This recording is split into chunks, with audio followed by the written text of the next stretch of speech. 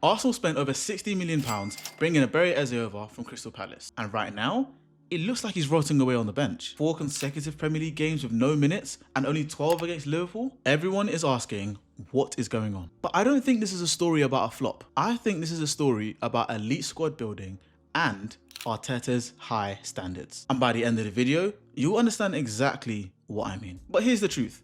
When you sign a player like Eberechi Eze, you're not just buying his talent. You're buying the fit for the team. You're buying his habits, his character. You're buying a player that can survive in a system where one mistake is the difference between winning the title and finishing second place. And the difference between Eze at Palace and Eze at Arsenal is night and day. And this is why title winning teams don't just have an elite starting 11. They have an elite squad. Take Man City for an example. Over the past seasons where they've won the Premier League, they have been stockpiled with countless amounts of talent. Especially coming to the forward and the midfield options, they have had at least 2 or 3 starters per position. And this is because across the season, it's not your best 11 that wins you the title. It's the entire team that can keep the levels high when legs start to go, when injuries hit, schedules pile up, and especially when the pressure starts to squeeze. And that's why Arsenal buying Eze wasn't just so he can be a nailed-on starter. It's so that Arsenal can become that unfair team. He's part of Arsenal becoming that team where people look at the starting 11 and look at the bench and be like, wow, these guys are stacked. And here's where the concept of freezing out a player, weirdly enough, actually works. Because even Pep himself has spoken about not wanting to leave players in the freezer, especially when the squad gets too big. And Arteta, he's cut from the exact same cloth. But sometimes the bench isn't a punishment. Sometimes it's a classroom where mistakes don't lead to goals. And with Eberechi Eze, I think Arteta's message is quite simple. You can be brilliant on the ball. You have bags of talent and creativity. However, off the ball, there are some things I want you to work on. So sit from the bench and watch how it's done. Because at Arsenal, as good as you are on the ball, you have to be damn near perfect off the ball too. But before we get into that, if you guys are enjoying this video so far, be sure to slap a like. We are aiming for 150 likes again, so I'd really appreciate if you could smash it. And also share it with your friends. I'm curious to see what you and your friends make of the Eze situation at Arsenal. But let's get back into the video. As much as I hate going back to the Aston Villa loss, there are so many lessons in that game. So let's rewind back to it. And in this game, I think was the moment where Arteta said, Eze has a lot to work on out of possession. For Aston Villa's opener, he fell asleep at the back post, which led Matty Cash to open the scoring. As a result, he gets hooked at half-time and we completely change our tactics. Now, what I'm about to say, I say with a lot of respect. At Crystal Palace, that might be a mistake where, yes, you can play through it, the stakes aren't as high as they are at Arsenal,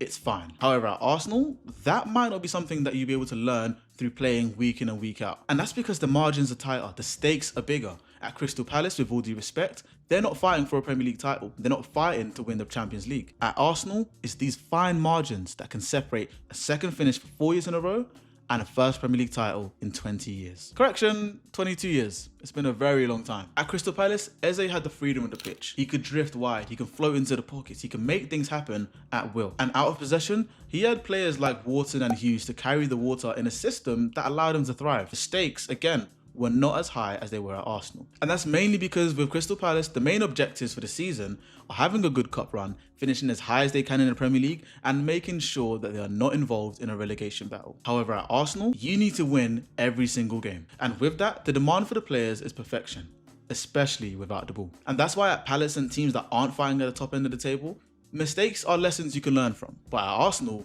mistakes mean conceding goals, mean potentially conceding the title and other trophies. And there's another factor here, timing.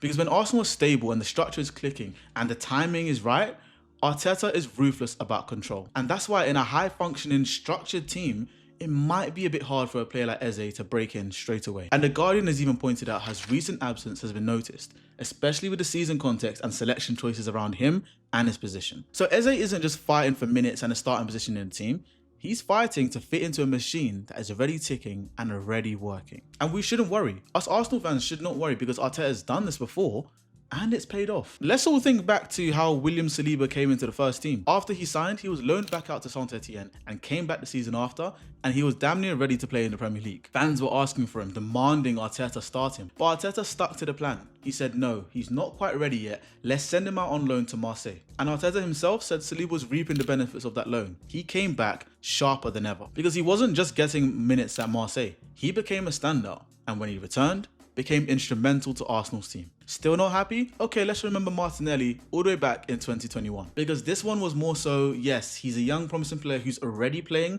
let's freeze him out so he can become better. And back in 2021, Arteta said that Martinelli was so willing and so anxious that it could block his development. Basically saying he's protecting the long run and not the short run. And the following year, what happened? In 22-23, Martinelli bagged 15 Premier League goals, becoming the joint highest Brazilian scoring in the Premier League. That is the payoff. And you know what? Let's go with Gabriel Magalhaes as well. Because in that same season, there were talks around why Mikel Arteta was dropping Gabriel. Is he going to be sold? But it was simply because there were certain things that Gabriel was doing week in, week out that Arteta simply thought he'd learn more from the bench. And if you look at the team now, Gabriel and Saliba are one of the best partnerships, if not the best partnership in the world when it comes to centre-backs. That's not accidental.